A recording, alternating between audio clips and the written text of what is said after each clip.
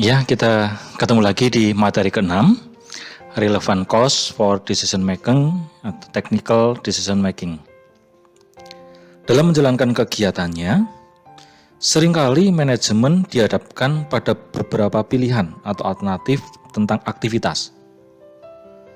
Dari berbagai alternatif tersebut, manajemen harus memilih satu alternatif yang paling menguntungkan bagi perusahaan.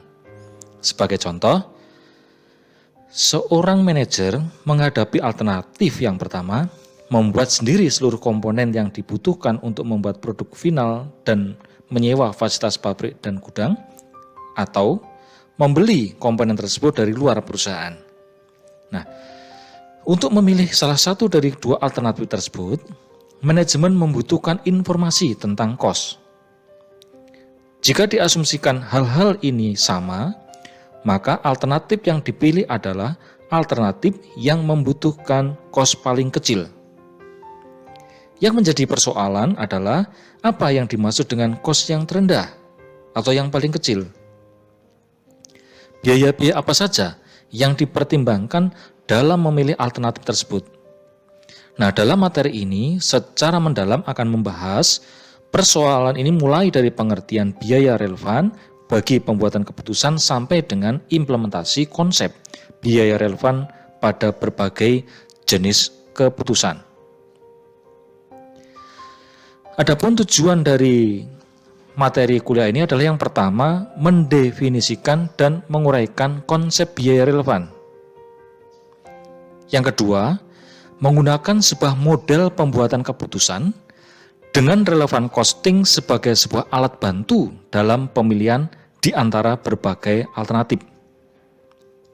Yang ketiga, menjelaskan pentingnya faktor-faktor kualitatif dalam menggunakan model pembuatan keputusan relevan costing. Yang keempat, mengidentifikasi situasi bisnis yang cocok untuk relevan costing. 5. Memilih bauran produk optimal ketika perusahaan dihadapkan pada kendala sumber daya.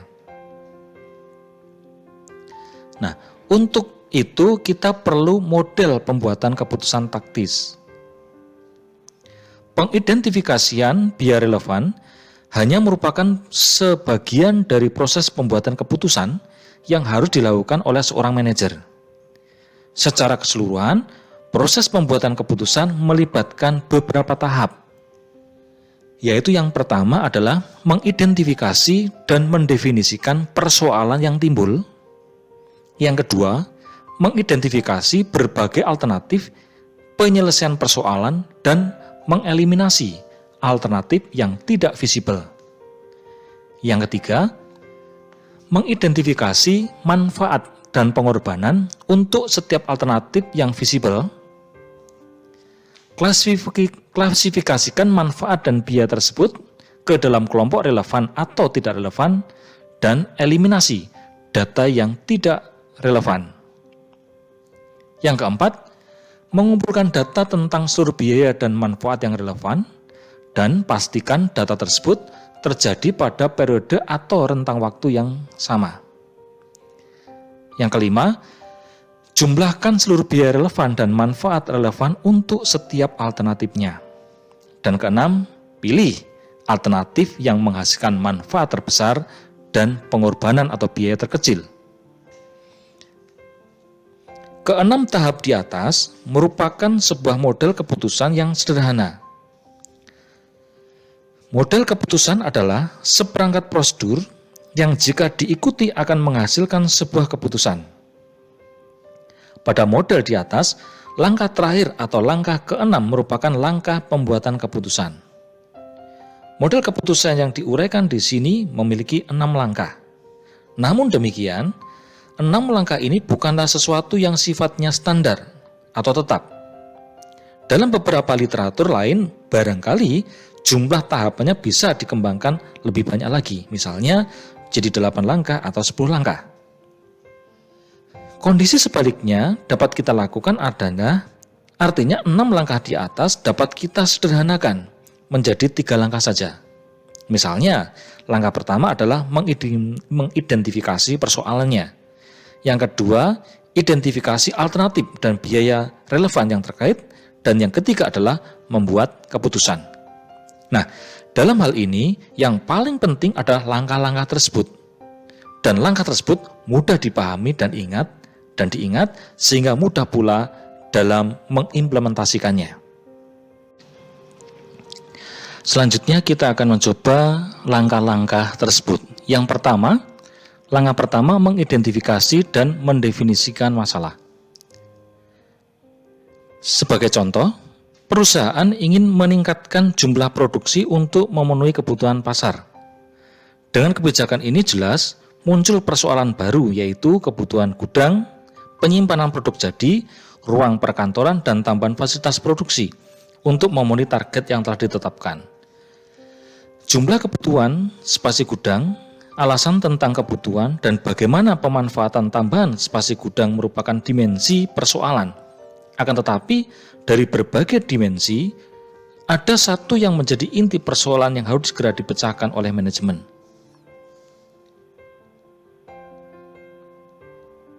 Di sini ada 3 masalah yang timbul, yang harus dipecahkan oleh manajemen. Langkah kedua, mengidentifikasi alternatif solusi masalah yang dihadapi dan mengeliminasi alternatif yang tidak visible. Misalnya, untuk persoalan yang telah diidentifikasi, perusahaan berhasil mengidentifikasi alternatif solusi, yaitu yang pertama, membangun sendiri gudang,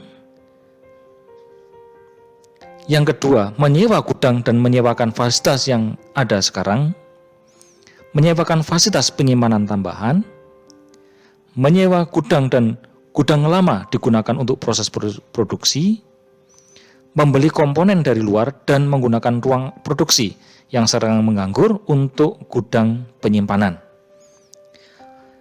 Pada tahapan ini, manajemen harus mengeliminasi alternatif yang tidak visible. Untuk alternatif pertama, harus dieliminasi, karena alternatif ini mengandung banyak risiko bagi perusahaan. Alternatif kedua juga tidak visible karena menyewakan fasilitas yang dipakai sekarang bukan pilihan yang tepat. Alternatif yang ketiga telah dieliminasi karena di samping mahal juga tidak menyelesaikan persoalan. Alternatif keempat dan kelima adalah alternatif yang visible.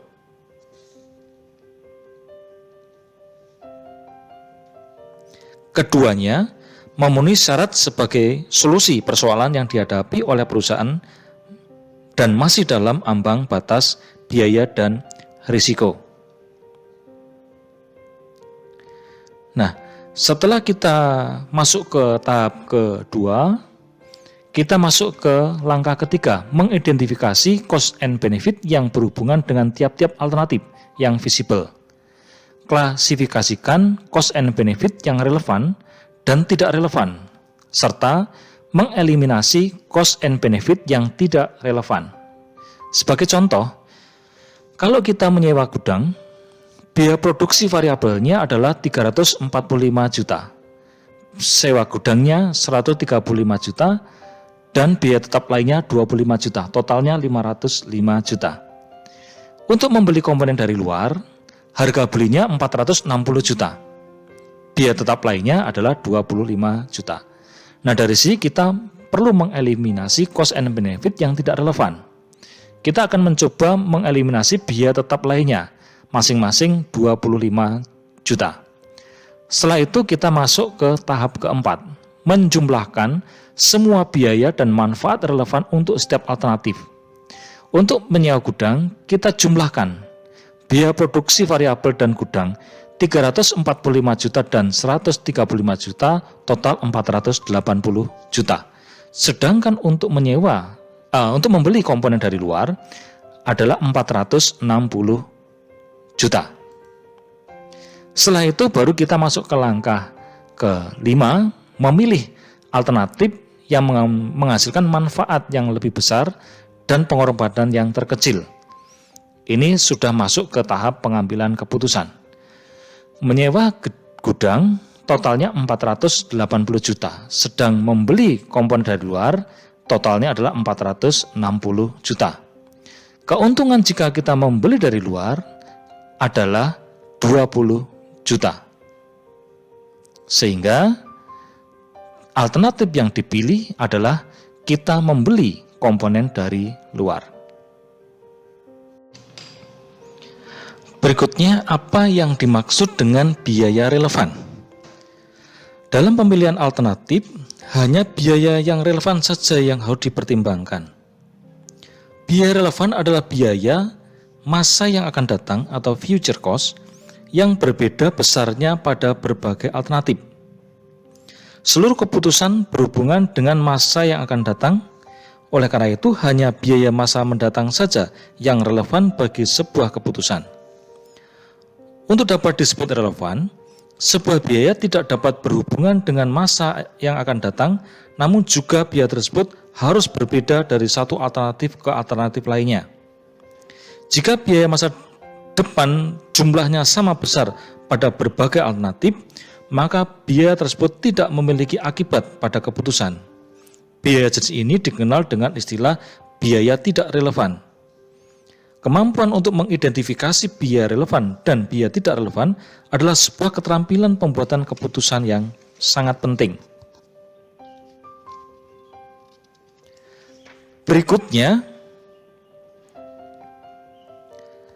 analisis biaya relevan dapat memberikan manfaat dalam penyelesaian berbagai macam persoalan untuk pengambilan keputusan, terutama keputusan jangka pendek di dalam perusahaan. Keputusan itu bisa saja keputusan membuat sendiri atau membeli dari luar, make or buy decision, menghentikan atau melanjutkan produksi, keep or drop decision. Berikutnya bisa saja menerima atau menolak pesanan khusus.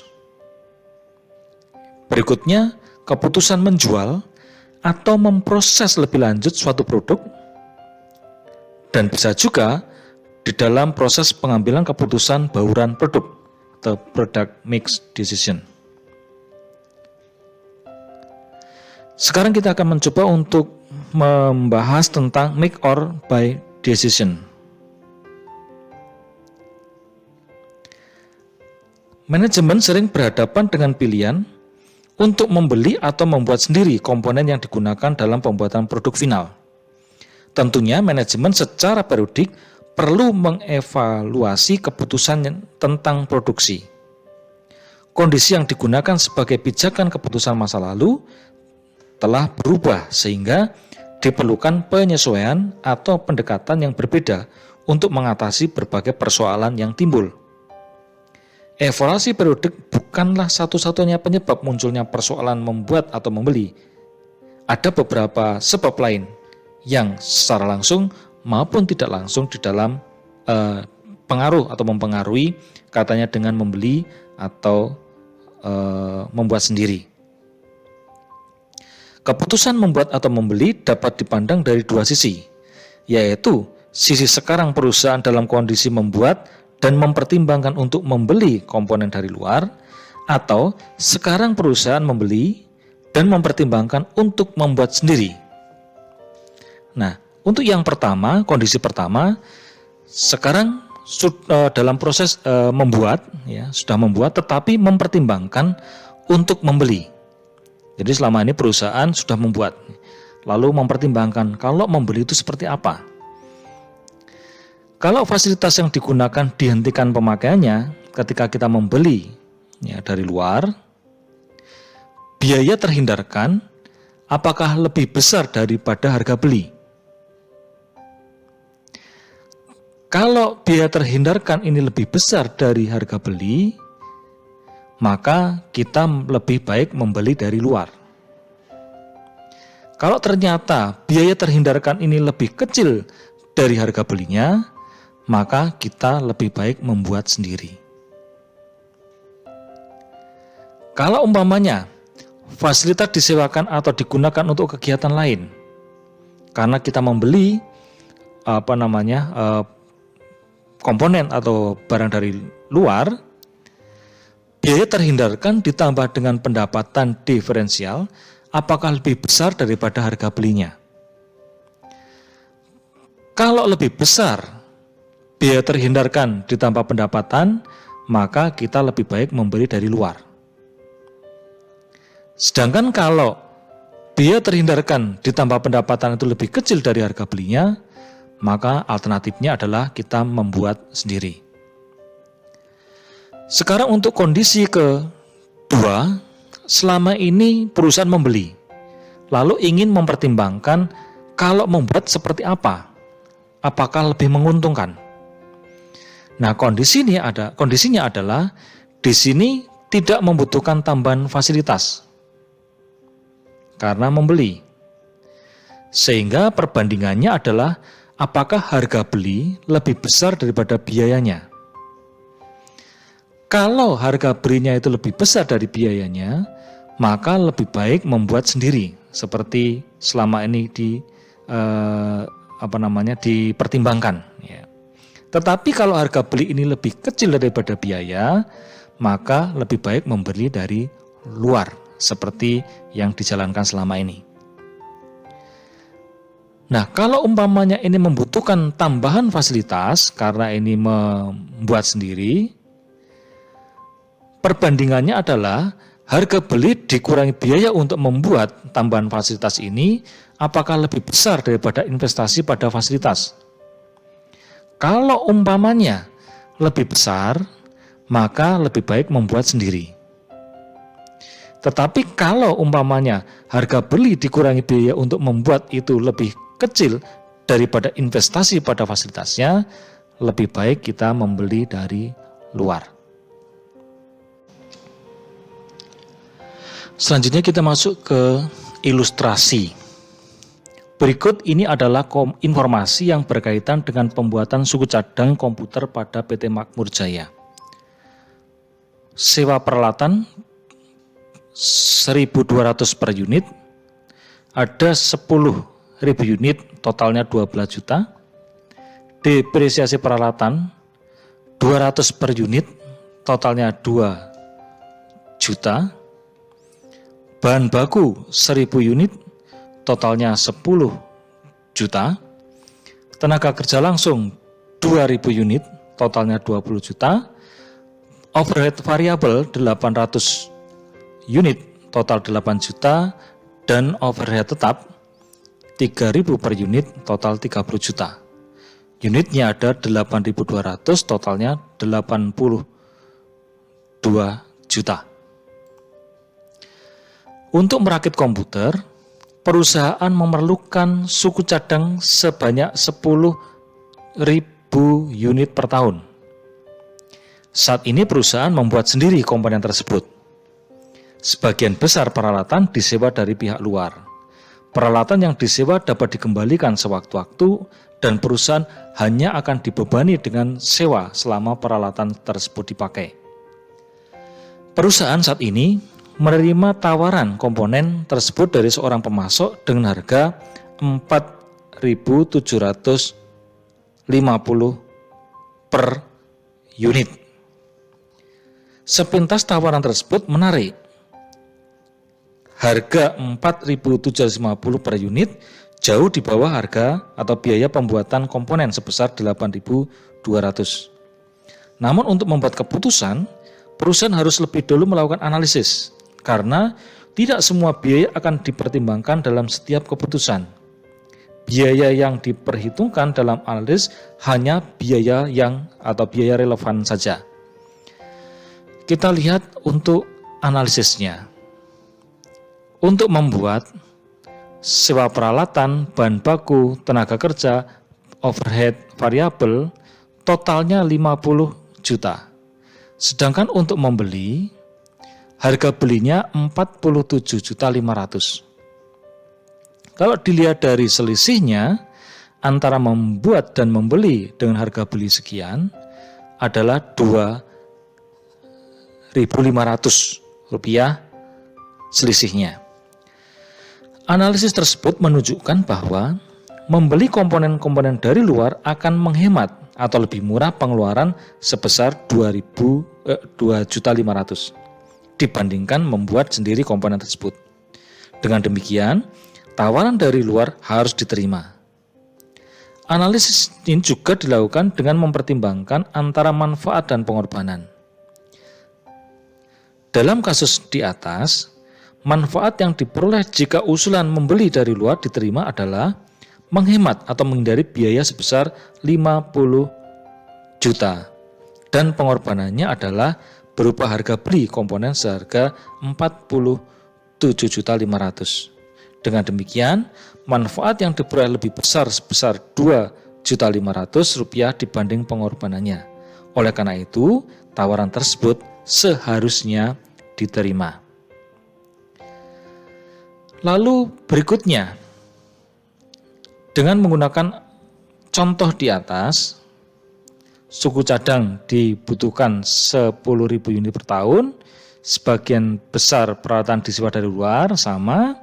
Nah, di sini ada perbedaannya, bahan baku itu sudah terlanjur dibeli sebanyak 6.000 unit atau senilai 6 juta dan tidak dapat digunakan untuk keperluan lain. Jika tidak digunakan untuk membuat komponen, maka akan dibuang karena tidak dapat digunakan lagi atau dikembalikan. BOP variabel dibebankan ke komponen dengan tarif 4.000 per 10.000 biaya tenaga kerja langsung. Perusahaan saat ini memperoleh tawaran komponen yang sama dari pemasok lain seharga Rp4.750 per unit untuk komponen. Nah, sekarang masalahnya apakah tawaran diterima atau dibuat sendiri? Kalau membuat, peralatan sewanya adalah 12 juta, bahan bakunya 4 juta, biaya tenaga kerjanya 20 juta, biaya overhead variabelnya 8 juta, total relevan cost-nya adalah 44 juta. Sedangkan kalau membeli, harga belinya adalah 47.500.000. Dari analisis tersebut menunjukkan bahwa membuat sendiri komponen akan menghemat atau lebih murah sebesar Rp3.500.000 dibandingkan membeli komponen tersebut di luar.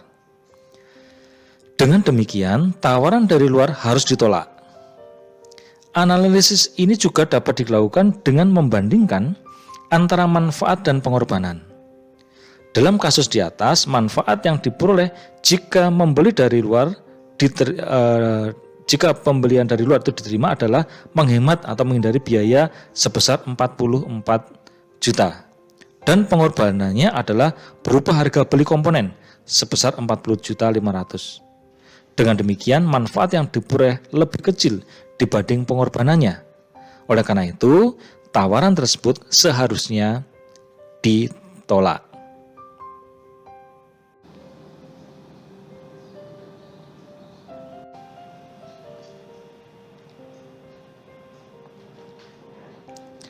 Selanjutnya, menghentikan atau melanjutkan produksi produk tertentu. Manajer sering menghadapi persoalan apakah akan meneruskan pembuatan dan penjualan sebuah lini produk atau menghentikannya. Untuk membantu manajemen membuat keputusan menghentikan atau melanjutkan produksi produk tertentu, dibutuhkan laporan laba rugi yang disajikan dalam format harga pokok variabel. Dengan laporan tersebut, informasi tentang margin kontribusi per jenis produk dan laba per jenis produk dapat disajikan.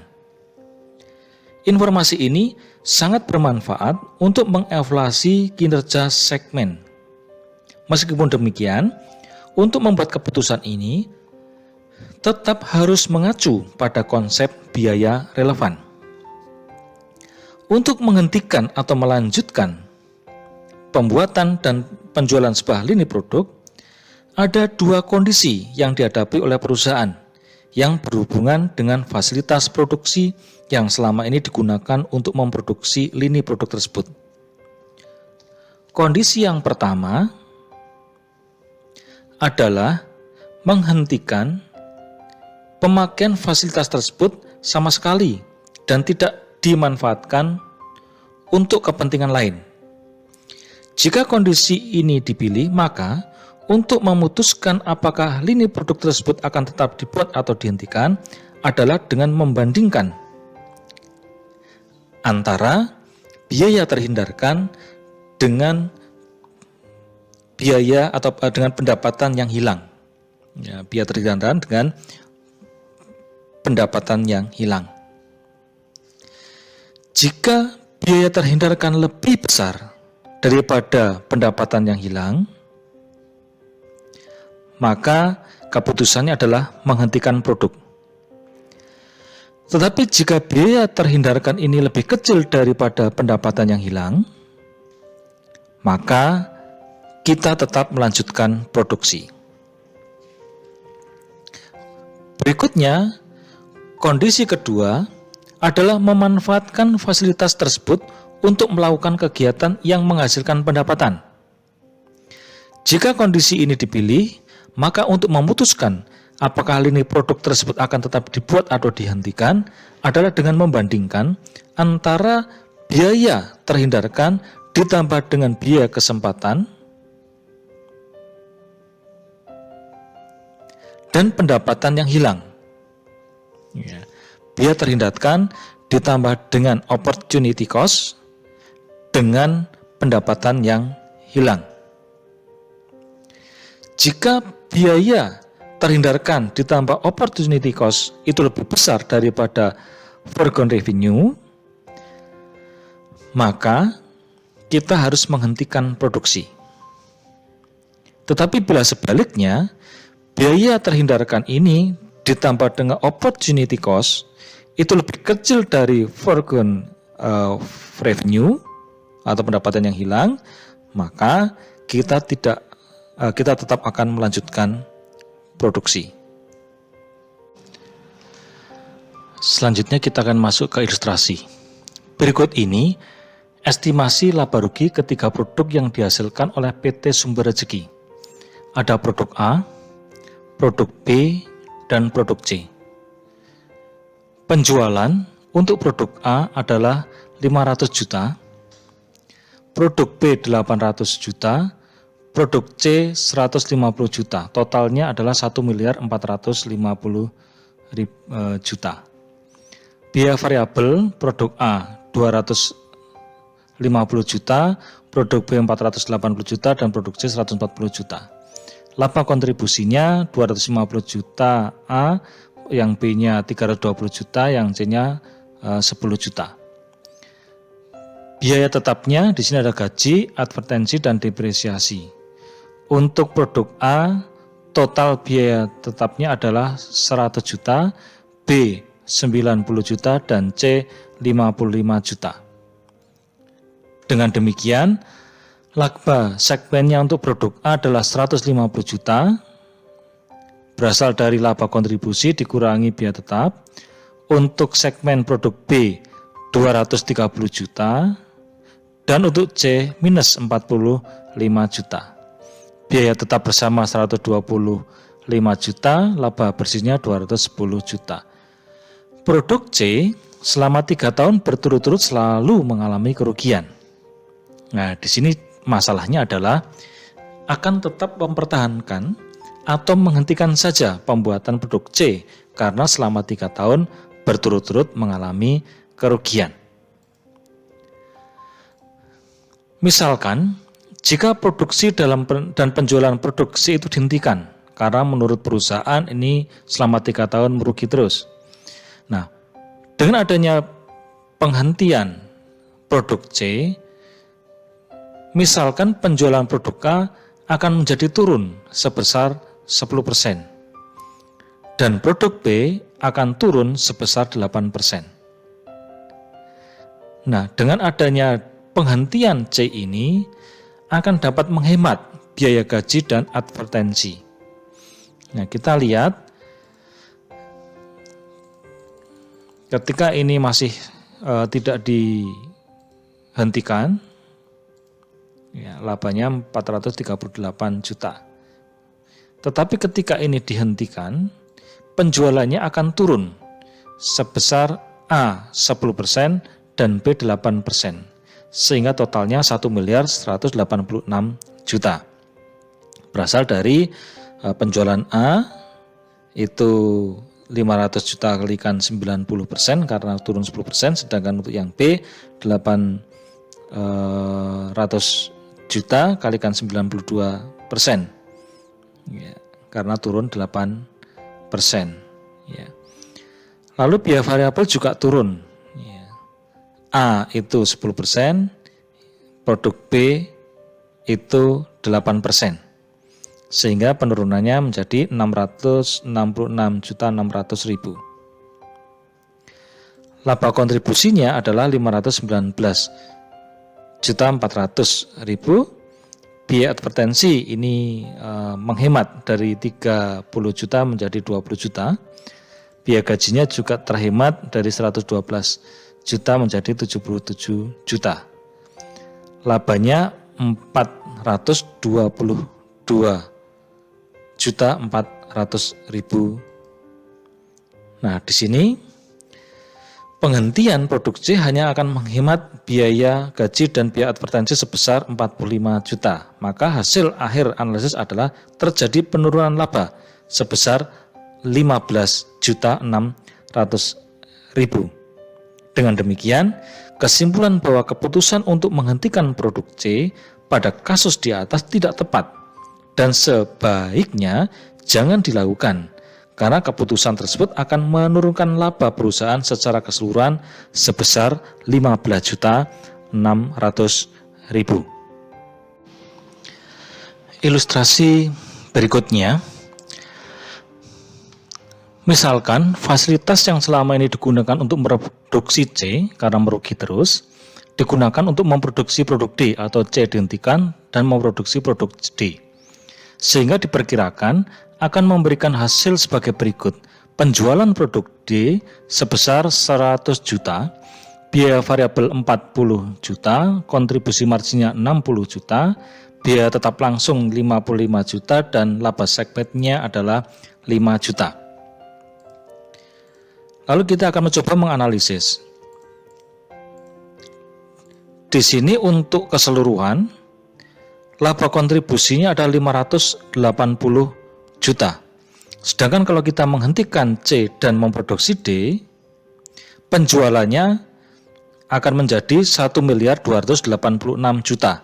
Angka ini berasal dari angka keseluruhan dikurangi dengan penjualan C yang hilang, dikurangi dengan adanya C di drop, maka penjualan A akan berkurang 10% dan produk B itu berkurang 8%, ditambah dengan 100 juta atau 4.450 juta dikurangi 150 juta produk penjualan C, dikurangi 50 juta penurunan produk penjualan A, dan dikurangi 64 juta itu penurunan produk B.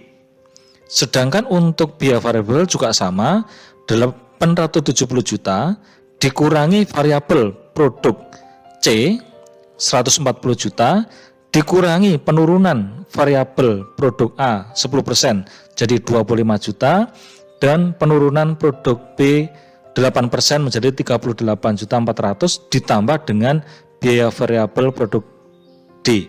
Totalnya 706.600.000. Totalnya laba kontribusi adalah 579.400.000. Dari hasil analisis di atas, penghentian produk C akan mengakibatkan atau dan diganti dengan produk D akan menurunkan margin kontribusi laba sebesar 600.000. Selisih antara laba kontribusi keseluruhan dengan yang perhitungan terakhir, menghentikan C dan membuat produk D. Dengan demikian, dapat disimpulkan bahwa keputusan untuk menghentikan produk C dan mengganti dengan produk D pada kasus di atas tidak tepat dan sebaiknya jangan dilakukan karena keputusan tersebut akan menurunkan laba perusahaan secara keseluruhan sebesar 600.000. Oke, materi berikutnya adalah menerima atau menolak pesanan khusus. Tujuan untuk memutuskan menerima atau menolak pesanan khusus adalah yang pertama, untuk memanfaatkan fasilitas atau kapasitas yang masih menganggur atau tidak digunakan. Yang kedua, untuk mendiskriminasi harga agar keuntungan bisa maksimum. Tetapi ada syaratnya. Yang pertama, masih terdapat kapasitas yang menganggur sehingga tidak memaksakan pada produk yang lainnya. Dan pesanan khusus yang diterima tidak boleh mengganggu penjualan reguler atau core bisnis utama dari produksi atau produk utama perusahaan. Informasi yang dibutuhkan adalah pendapatan diferensial dan biaya diferensial. Pendapatan diferensial adalah tambahan pendapatan apabila pesanan khusus itu diterima. Sedangkan biaya diferensial adalah tambahan biaya apabila pesanan khusus itu diterima. Lalu kriteria keputusan harus membandingkan antara harga jual pesanan dan biaya variabel pesanan. Jika harga jual lebih besar dari biaya variabel, maka pesanan khusus diterima. Tetapi, jika harga jual lebih kecil dari biaya variabelnya, maka pesanan khusus ditolak. Contoh, PT Pandanaran memiliki kapasitas produksi 5 juta unit per tahun. Untuk tahun 2002, perusahaan merencanakan untuk memproduksi sebanyak 4 juta unit produk dengan harga jual per unitnya 20.000. Biaya per unit untuk memproduksi dapat dirinci sebagai berikut. Biaya variabelnya, biaya produksi 14.500, biaya komisi 200, dan biaya pengiriman 300. Biaya tetapnya, biaya produksi 900 dan biaya pemasaran adalah 70. Jumlahnya adalah 15.970. Perusahaan menerima pesanan untuk membuat 500.000 unit produk dengan harga 15.500 per unit. Pemesanan sanggup untuk menanggung seluruh biaya pengiriman. Apabila pesanan dilaksanakan, maka tidak perlu ada komisi yang dibayarkan. Lalu kita akan mencoba menganalisis apakah manajemen akan menerima atau menolak pesanan tersebut. Analisisnya, bandingkan antara tambahan pendapatan dengan tambahan biaya. Harga jual pesanan khusus kaitannya dengan tambahan pendapatan dan biaya variabel pesanan khusus karena ada tambahan biaya. Perhitungannya, tambahan pendapatan 15.500 dikalikan 500 unit, totalnya 7.750.000.000, sedangkan biayanya 14.500 kalikan 500 unit adalah 7.250.000.000. Tambahan laba dari pesanan khusus adalah 500 juta. Kesimpulan, pesanan khusus tersebut diterima. Bagaimana jika seluruh biaya pengiriman ditanggung oleh penjual dan tidak perlu ada komisi penjualan? Perhitungannya, tambahan pendapatan 15.500 kalikan 500.000 unit ketemu 7.750.000.000, tambahan biayanya 14.800 dikalikan 500 unit, totalnya 7.400.000.000. Tambahan laba dari pesanan khusus sebesar 350 juta. Kesimpulan, pesanan khusus tersebut diterima karena ada tambahan laba sebesar 350 juta. Demikian materi ke-6 ini. Ya, selamat belajar. Jangan lupa like dan subscribe. Terima kasih.